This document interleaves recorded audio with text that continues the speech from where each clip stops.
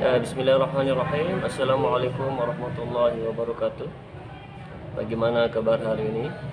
Semoga kita selalu sehat dan dalam lindungan Allah Subhanahu wa taala.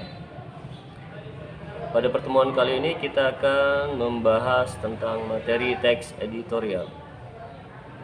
KD yang akan kita bahas kali ini ialah KD 3.6, yaitu menganalisis struktur dan kebahasaan dalam teks editorial.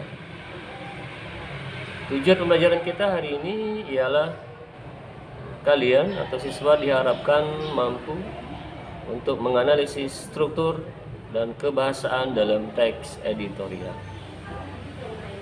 Baiklah, kita langsung ke kegiatan 1, yaitu menganalisis struktur teks editorial.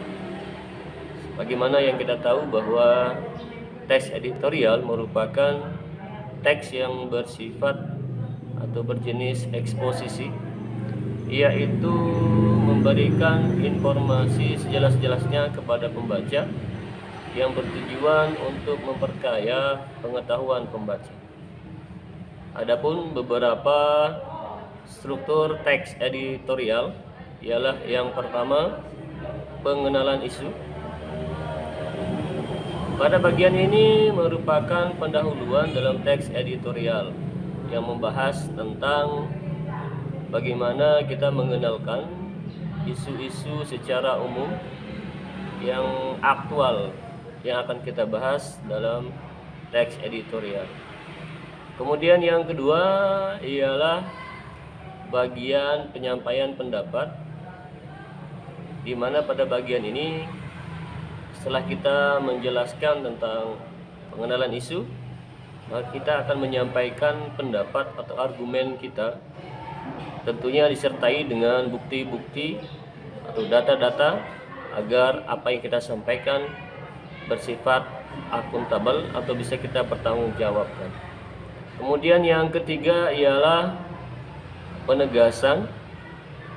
Pada bagian ini berisi tentang simpulan, saran atau rekomendasi terhadap isu aktual yang kita bahas pada bagian sebelumnya. Itulah 3 struktur teks editorial. Yang pertama, pengenalan isu, yang kedua, penyampaian pendapat, dan terakhir adalah penegasan atau penyampaian simpulan, saran atau rekomendasi. Kemudian selanjutnya kita akan mencoba membahas pada kegiatan 2, yaitu menganalisis kebahasaan dalam teks editorial. Dalam teks editorial, sebagaimana teks yang lain, juga memiliki kaidah kebahasaan, yaitu yang pertama, menggunakan kalimat retoris atau pernyataan atau kalimat pertanyaan retoris, yaitu kalimat pertanyaan tetapi tidak membutuhkan jawaban.